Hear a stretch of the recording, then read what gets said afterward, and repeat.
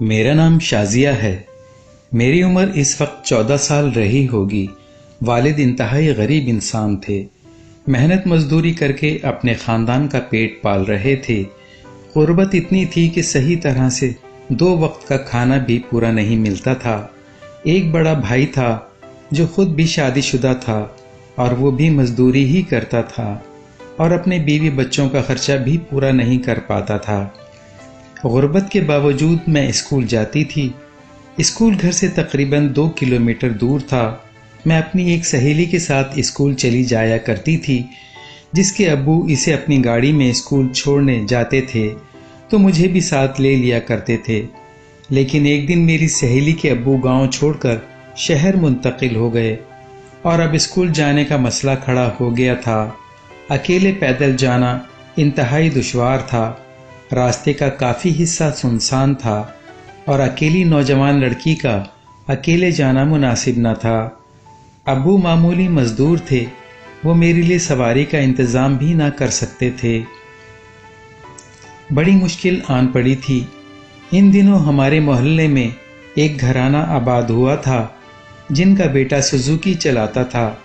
महल्ले के और बच्चों को भी सवारी की तकलीफ थी क्योंकि हमारा घर ऐसे इलाके में था जहां कहीं भी जाने के लिए आसानी से सवारी दस्तयाब ना थी। तभी मोहल्ले वालों ने रोज़ रोज़ की इस तकलीफ का ये हल निकाला कि सुजुकी चलाने वाले से बात की।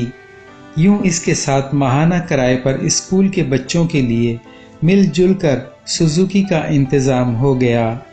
जो शख्स सुजुकी चलाता था इसका नाम सलीम था और उम्र कोई 24-25 के लगभग रही होगी, लेकिन अभी तक गैर शादीशुदा था।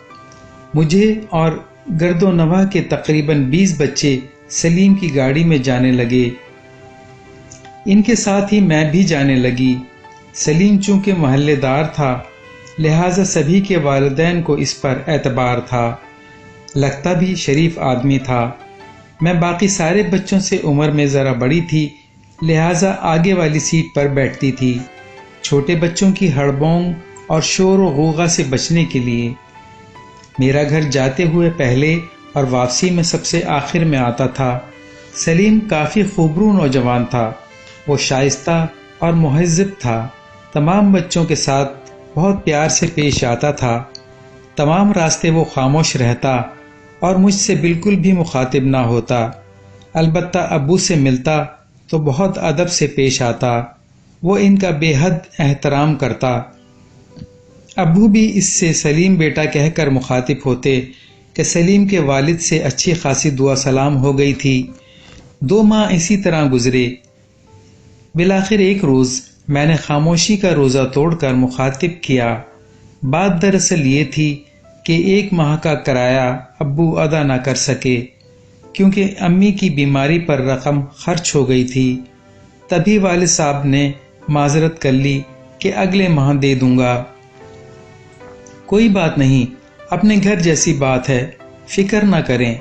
जब पैसे हों तब सहूलत से दे देना। इस बार भी पैसे ना जोड़ पाए। तब मैंने सलीम से कहा, अब्बू कह रहे थे कि 2-4 दिन में ही इंतज़ाम कर देंगे। वो बोला, बिल्कुल फिक्र की बात नहीं है। मैंने मांगे तो नहीं हैं, क्यों परेशान हो रहे हैं। हमने एक बार बात कर ली तो बस फिर झिझक बाकी ना रही। अब जब सब बच्चे उतर जाते और मैं आखिर में रह जाती, सलीम खुद मुझसे मुखातिब होता और मेरे घरेलू हालात पूछता। मैंने इससे कुछ न छुपाया, सब बता दिया कि अब्बू बड़ी मुश्किल से खर्चा पूरा करते हैं। इनकी तनख्वाह कम है, अम्मी बीमार रहती हैं, हम लोग तंगी से ज़िंदगी बसर कर रहे हैं। इस पर वो कहता, चचा नाराज़ ना हो जाएं, वरना मैं तो यही चाहता हूँ कि आपसे किराया ना लूँ। आखिर महल्लेदारी है, कुछ हकूक़ तो होते हैं और कुछ हमारा भी फ़र्ज़ बनता है। ऐसी बातें सुनती मगर घर में ना कहती, कहीं अब्बू अम्मी और भाई बदगुमान ना हो जाएं। ज़रूर वो सवाल करते कि वो तुमसे ये बातें क्यों करता है, बल्कि बात ही क्यों करता है। वो तो इसे नहायत शरीफ और भरोसे का आदमी समझते थे। तमाम महल्ले वालों पर भरोसा करके اپنے بچے اس کے سپرد کرتے تھے۔ ایک روز میں نے پوچھ لیا، آپ سارے بچوں سے پیار کرتے ہیں، کیا آپ کے اپنے بچے نہیں ہیں؟ اس نے بتایا کہ میں شادی شدہ نہیں ہوں، لیکن مجھے چھوٹے بچے اچھے لگتے ہیں، اسی وجہ سے ان سے پیار کرتا ہوں۔ آپ نے ابھی تک شادی کیوں نہ کی؟ میری بھی ایک کہانی ہے۔ دراصل میں ایک لڑکی کو پسند کرتا تھا۔ وہ ایک غریب لڑکی تھی اور اسکول میں ٹیچر تھی۔ میں نے اسے حاصل کرنے کی سرتوڑ کوشش کی، لیکن اس کے گھر والے نہ مانے۔ انہوں نے رشتہ دینے سے منع کر دیا کیونکہ اس کی منگنی اپنے چچا زاد سے ہو چکی تھی۔ مجھے بہت قلق ہوا۔ آخر کار میرے ابا جان نے سمجھا بجھا کر مجھے خاموش کرا دیا۔ اس لڑکی کا نام مہناز تھا۔ اس نے قسم کھائی تھی کہ وہ میرے سوا کسی سے شادی نہ کرے گی، لیکن والدین نے اس کی نہ چلنے دی اور زبردستی اس کی شادی کرا دی۔ اس نے کہا تھا کہ میں شادی کے بعد یہ بندھن توڑ کر تمہارے پاس آ جاؤں گی، لیکن دن مہینوں اور ماہ سالوں میں گزر گئے اور وہ نہ آ سکی۔ اس کے انتظار میں شادی نہ کی۔ بالآخر گھر والوں نے مجبور کر دیا اور میری منگنی رشتہ داروں میں کر دی، لیکن میں ابھی تک شادی سے گریز کر رہا ہوں۔ شاید کبھی مہناز آ جائے تو اسے کیا جواب دوں گا۔ اب تک مہناز کو نہیں بھلا سکا۔ دل کسی اور سے شادی کرنے کو نہیں چاہتا۔ سخت تکلیف میں ہوں اور اپنی تکلیف کسی کو بھی نہیں بتا سکتا۔ آج نہ جانے کیسے تم کو بتا دیا ہے۔ یہ کہتے ہوئے اس کی آنکھوں سے آنسو ٹپک پڑے۔ میں نے اس کے چہرے کی طرف دیکھا۔ سلیم کا دکھ محسوس کر کے شدید تکلیف ہوئی۔ شاید کہ اس نے اپنی داستان میرے سوا آج تک کسی سے بھی نہ بتائی تھی۔ حالانکہ ان دنوں میں 9ویں جماعت میں پڑھتی تھی اور میری عمر بمشکل 14-15 سال ہوگی، پھر بھی اس نے مجھے اس لائق سمجھا کہ اپنا رازداں بنا لیا اور میں بھی اس کی غم گسار بن گئی۔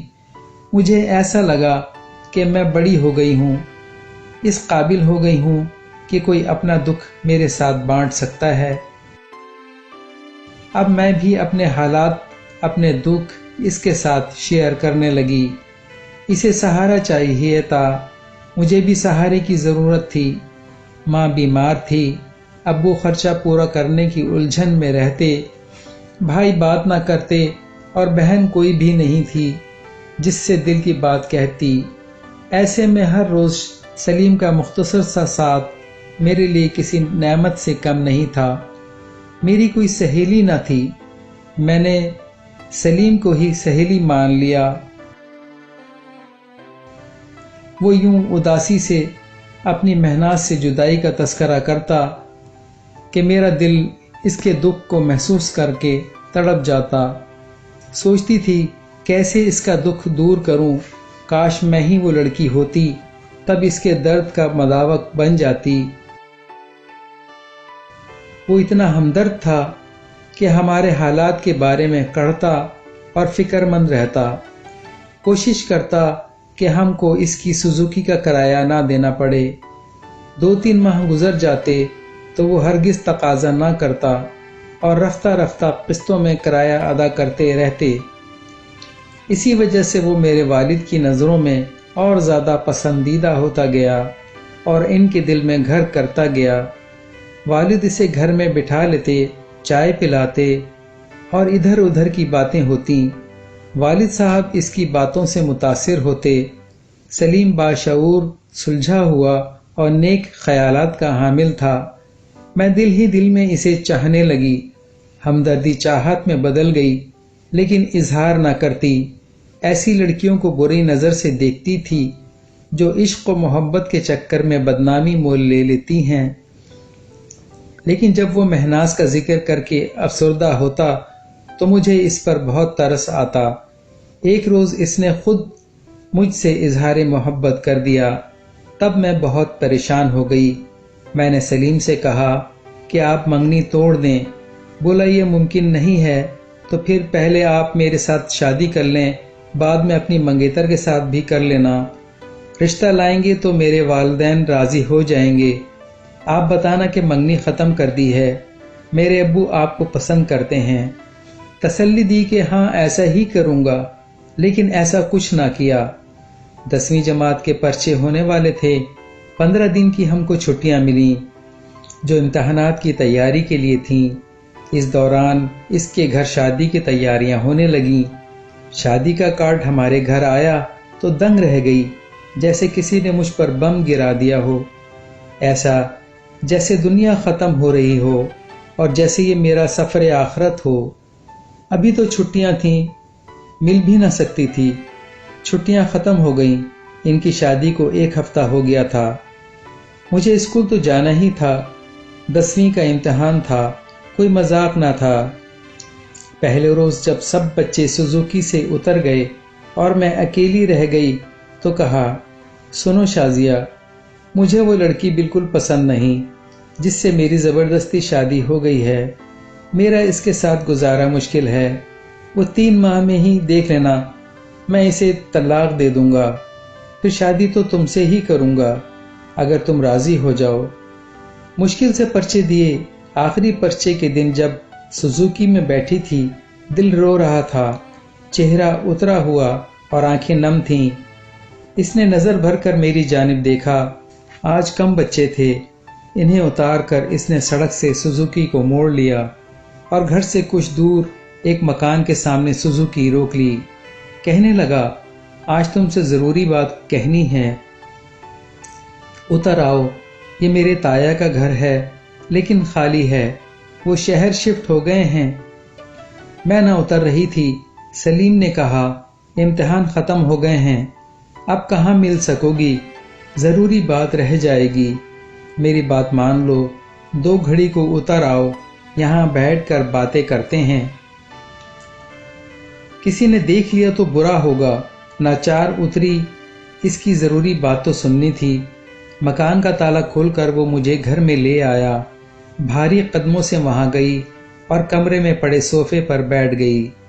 اس سے پہلے کہ وہ کوئی بات کرتا، ضبط نہ ہو سکا اور میں پھوٹ پھوٹ کر رو دی۔ سلیم نے میرا ہاتھ تھام کر اپنے سر پر رکھ دیا اور کہا، قسم کھاتا ہوں اگر تم سے نکاح نہ کیا تو خدا مجھے موت دے دے۔ یہ بات سن کر تھرا گئی۔ بولا، ہم چھپ کر نکاح کریں گے، جب حالات سازگار ہو جائیں گے تب تم کو لے آؤں گا، تب تم کو لے جاؤں گا اور ساتھ رکھوں گا۔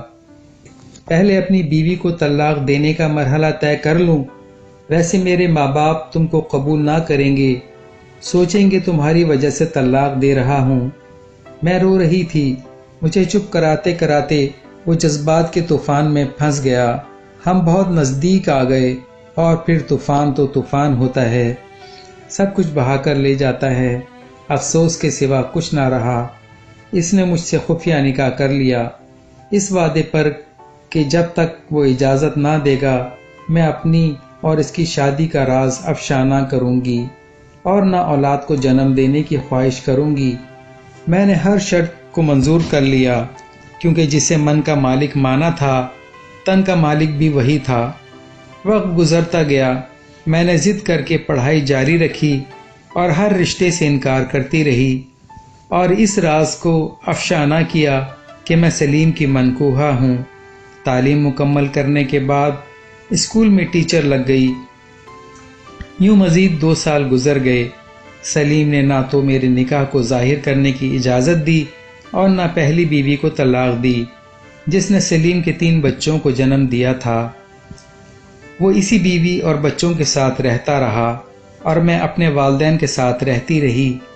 خدا کی مرضی کہ اس دوران میری والدہ اور والد کا یک کے بعد دیگرے انتقال ہو گیا۔ بھائی تو پہلے ہی الگ ہو چکا تھا، اب میں زندگی میں بالکل تنہا رہ گئی تھی۔ میں نے سلیم سے کہا کہ وہ اب تو سب کو بتا دے کہ میں اس کی بیوی ہوں، لیکن اس نے ایسا نہیں کیا۔ اس زمانے میں ایک NGOs کی کچھ خواتین کا ہمارے اسکول آنا جانا رہتا تھا۔ اس NGO کی چیئرمین زاہدہ باجی میرے حالات دیکھتے ہوئے مجھے اپنے ساتھ پنڈی لے آئیں اور یہاں ایک اسکول میں ملازمت دلا دی۔ साथ ही एक छोटा सा कमरा भी किराए पर लेकर दे दिया।